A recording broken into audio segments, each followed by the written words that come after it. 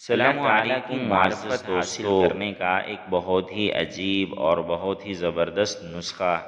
علامہ ابن قیم رحمۃ اللہ علیہ فرماتے ہیں کہ مجھ سے ابن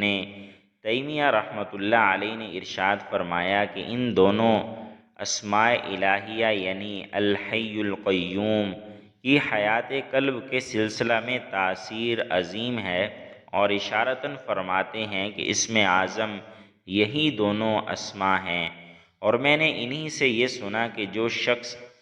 فجر کی سنت اور فرض کے درمیان یا حی یا قیوم لا الہ الا انت برحمتک استغیث 40 مرتبہ پڑھنے پر ہمیشگی اختیار کرے گا، یعنی اس کو ہمیشہ پڑھے گا، تو اس کو حیات قلب اور معرفت الہی حاصل ہوگی اور اس کا قلب مردہ نہ ہوگا۔ سبحان اللہ۔ ہم بھی کوشش کریں کہ اس کو نماز فجر کی سنت اور فرض کے درمیان صرف 40 مرتبہ اس کو ہمیشہ کے لیے عادت بنا لیں، انشاءاللہ ہمارا قلب کبھی بھی مردہ نہیں ہوگا، اور اللہ رب العالمین ہمیں اپنی معرفت اور اپنی محبت نصیب فرمائیں گے۔ السلام علیکم۔